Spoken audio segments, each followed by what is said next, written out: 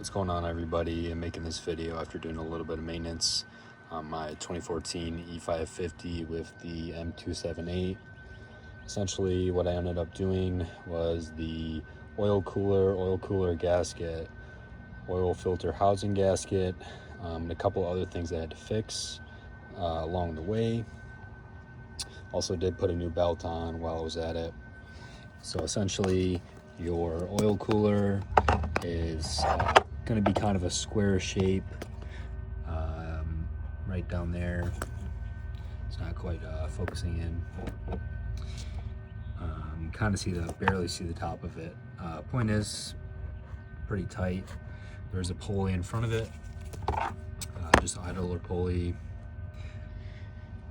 Essentially this video is just to kind of go over the process and my experience with it, since there isn't many videos for my car, the E-Class in general, that I saw what the job I was doing, since this is a very tight engine bay to work with. Essentially just kind of going off the steps, of course draining the oil and coolant. If you are noticing coolant or oil in your coolant reservoir, this is a sign. I also saw that there was oil leaking down underneath my skid plate before I washed it all off. It's kind of towards the driver's side, back near some of the suspension components even. But you can definitely see oil, and you'll see it down on the skid plate. I think those are the AC lines down there, if I'm not mistaken. Some oil on that too. And just knowing that the oil filter housing can leak, if you already have everything off, you might as well do both. My car has 182,000 miles now, so I figured it was time to do both. That also means it made it very difficult. This job took me a couple days, just because I am in Michigan, a lot of heat cycles and cold, and as you know, a lot of plastic in the engine bay, and this is a very tight engine bay.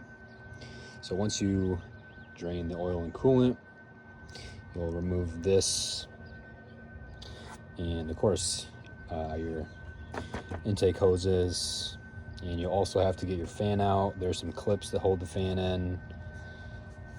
I had to really work it out. It took me a while just to get the fan out alone, but you really won't be able to get in there if you don't take it out. So the fan will need to come out, or unplug the fan.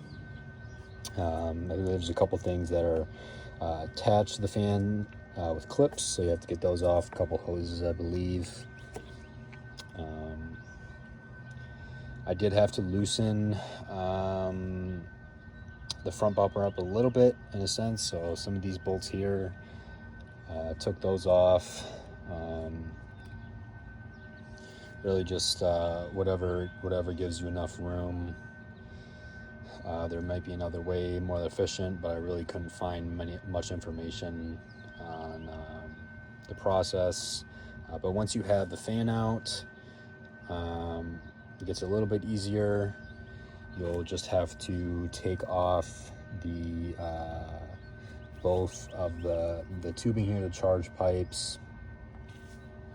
Those need to come off. You'll need to loosen these lines. One is oil, one is coolant. I did not have to take off this one. And after that, you'll be able to get your belt off. This is a 14 millimeter bolt, not quite focusing in. 14 millimeter bolt, that's actually in front of the oil cooler. Once you turn that, the belt becomes loose, and you also need to take this bolt off right here to kind of slip it through there. That's why I also took the opportunity to replace the Serpentine belt, because it was pretty easy to do. So once you get there, you'll also have to worry about the water pump housing. Be very careful with that. Luckily, I was able to just put mine back in and haven't had any issues. A lot of people just also ended up doing that, because you'll have to basically remove everything in the way of here, aside from this, but there is a bolt that's holding this in, so I did end up loosening that. Have a lot of your E10 mostly are what a lot of these bolts are. Then the oil filter housing, I believe, has maybe 6 or 7 bolts all around it. Some are kind of in here. You'll have also some sensors along the way. I am skipping over some stuff, but just kind of getting over the main points. So I took the oil filter housing off once I had all this off. And then I took the oil cooler off. Here is the oil cooler. Interesting enough, it does have the AMG logo on it. Of course, my car is not AMG, but these are very similar to the M157. Another thing I'm sure you see on top is one of my coolant lines that broke. These heat up and get very stiff, but also brittle. Very easy to break. I made the mistake of not buying them. Probably a good idea to buy them. There's 2 lines I had to buy, which are pretty difficult to see at the moment. You can kind of just barely see them down there. If it wants to focus in. They basically run, these are turbo coolant lines. So they'll run from your turbos, and one kind of wraps around the top of the turbo, and the other, it almost goes underneath in a sense. It gets very tight down here, so if you do have to do these, I would highly recommend putting a towel or something. I had a couple bolts fall down there, and even with this, all these skid plates off, still had trouble finding it. I also had trouble getting the lines out. You can see over here, I got to the point where I was grabbing the line and pulling it back and forth, trying to get it out. Just really stuck in there. I was able to get it out after some fighting. You can see the line broke off of that where it connects. This is another part of the coolant hoses. You can see broke off. So you will have 2. I will try to leave the part number in the description. But that is another thing that took me a good while to get out. I sprayed a lot of WD-40 and try to get some heat in there as well to kind of pry those out and make sure they're pushed all the way back in as well. I believe some of them are universal for different models. Since the M278 should be the same, but of course some variations are a little bit different. But anyways, did the oil filter housing gasket and put the new oil cooler in with the new gasket. Went with a higher quality gasket just because I don't want to have to worry about it in the future. And then the oil cooler will have just 4 bolts on the corners. Essentially, those may be E12s. Some of the bolts are E12, some are E10. And of course, did the belt. Make sure to draw a diagram before you take the belt off, just so you know. Of course, make sure everything is tightened up when you put it back together. All the bolts are put back in. I should have done a better job of keeping track of what goes to what, because there is a decent amount. When you're that deep into the job, of course, you don't want to be mixing things up. But as of now, I do not have any leaks. You can see it's dry down there, and everything seems to be resolved. A couple times I did have to use a hand pump to get some of the crap that came out in the reservoir. Of course, even when you drain all the coolant, not all the coolant is out of the system, so a couple times I had to kind of drain and refill the reservoir until it was good.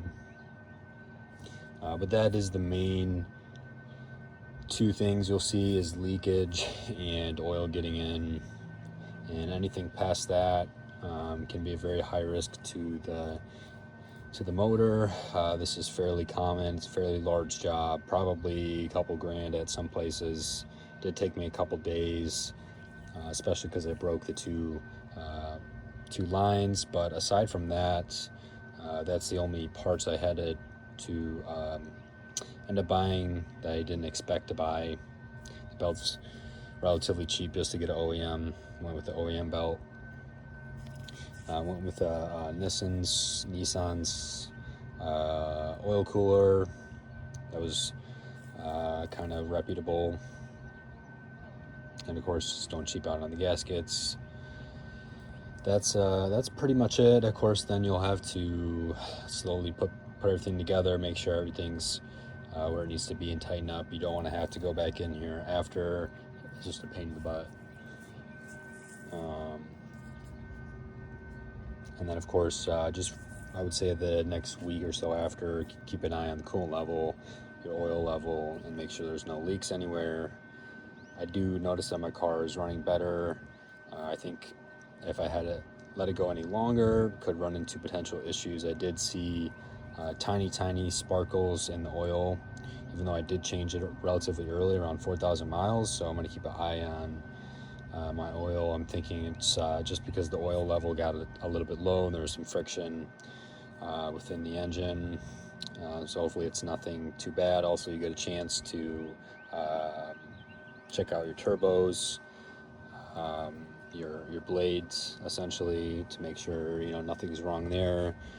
Make sure to just inspect while you're down there. If anything else needs to be replaced, keep in mind that you might have to end up buying more parts than you originally had thought. But aside from that, that's pretty much it. Drop any questions you have. I would have filmed me doing it, but like I said, it did take days, a lot of long hours. It was a big job. Still, definitely saved a lot of money. I did do this in my garage. I was able to do it without having it on a lift or anything like that, or really removing anything super large other than the fan. Will be very tight on the E-Class, so you have to have patience, be very careful. There's a lot of plastic. You do not want to break any of these vacuum lines either. Those are another thing that's easy to break. And let me know if you have any questions in the comments.